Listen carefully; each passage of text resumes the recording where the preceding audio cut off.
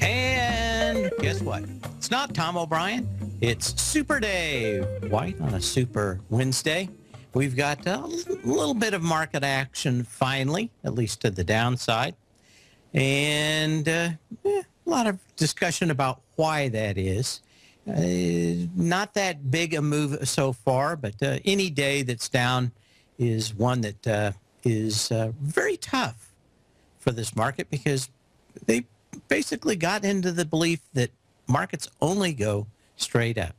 Anyway, this is Dave White sitting in for the one and only Tom O'Brien. I am your squeezably soft host that's normally here at 2 o'clock each day.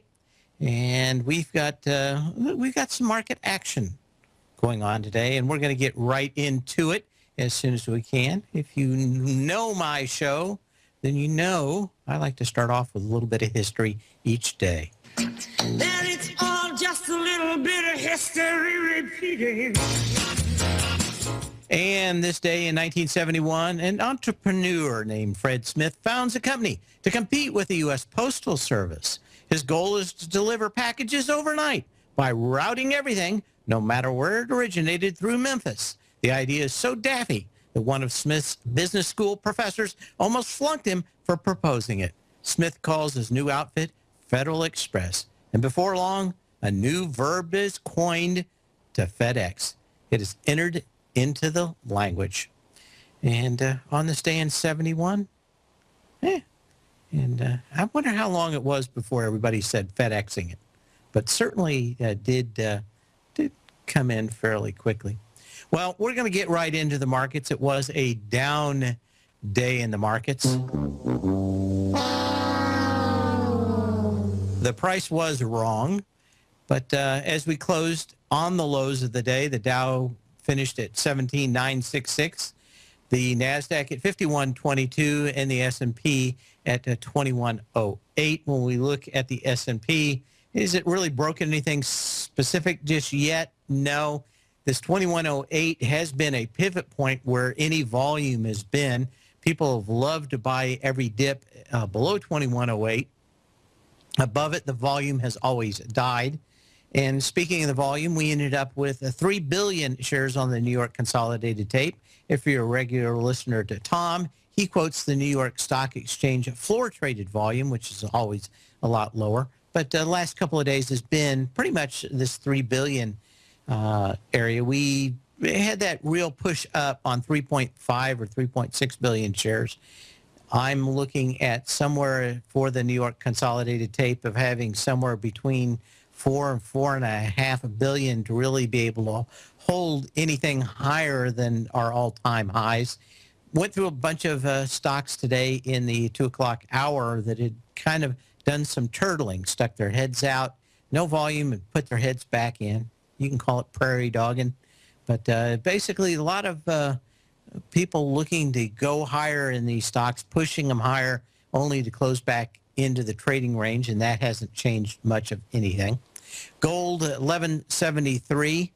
Silver, 1584. Crude tried to push up earlier in the day after numbers that came out at 10:30, but no such luck. $60.25 at last tick, and that pretty much takes care of the U.S. markets. In the Eurozone, I was up about 3:30 this morning, actually. I couldn't sleep. A lot of times market action happens. It's in the back of my mind. I can't not think about it even when I'm asleep. So I got up and started doing some reading and some other work. I'll go to bed early tonight. But the most interesting part on this was the move at around 6 a.m. this morning when the Greeks said that they didn't like no freaks, if you like that Eagles reference, if you know what I mean. But they had all been doing fairly good. And, of course, instantly we went from about 1 point down on the S&P fair value to about 10.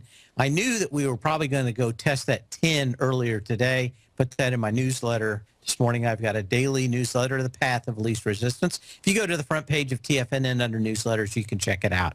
Anyway, knew that we were going to at least get down to probably about 2015 on the S&P cash.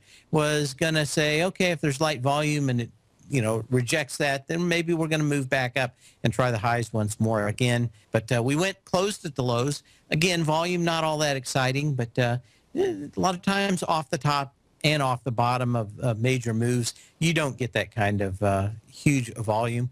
People have to kind of come slowly at it. There are a variety of reasons people are saying, of course, that we had the bad day out here. But as it ended, the UK ended up 0.2 higher, pretty much off the weakness of Germany and France. Germany was off 0.6, and France off 0.2. I suspect we're going to see more weakness from them tomorrow. Doesn't look like anything good is coming out of the Greeks. And Greece is not the word. I don't think it has a groove or a meaning. Doesn't have anything right now but negative implications for the market. Asia, Nikkei was up 0.25%, basically. Shanghai up 2.5%, and the Shanghai up basically about 0.25%. So not a lot of action. The Shanghai pretty much, that's kind of a slow day out there when it moves 2.5%. You've got, I think in the last week, I think you've got 20 or 22 points up and down. I thought I heard that earlier this morning. That thing is rocking, and but it is kind of the NASDAQ of that market. But we'll move on. The big news of the day that most people are talking about is Carl Icahn. He came out earlier in the morning and said that he was out of his position of Twitter, netting him somewhere a little over $2.1 billion on that single trade. He started buying, I think around $43 was in it at an average of $58 for the stock. I talked a little bit about this on my show today. We're going to play a couple of clips of an interview that he had today, because I think this is what has a lot of people probably thinking, and I don't suspect it's a one-day thing. Also, if you're in the bond market, I think he has some words of wisdom. It was about an 18-minute interview. I've chopped it down to about 2 minutes, mostly because it was 16-minute ad for his position in Apple. And like Netflix, he's not going to tell you he's selling until he's out the door, exit stage right. But it's not a whole lot. Of course, Twitter, let me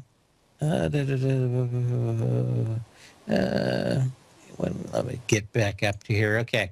Netflix, of course, was up and went to about 703 last night after hours on the word of a stock split, 7 for 1. I got 706 for the high today. Closed at 678, so gave it all back on this. Anyway, we'll get back in the next portion, in the next segment. We'll play a couple clips that I think are very interesting to see how this big operator is moving in the markets. We'll be back in a minute.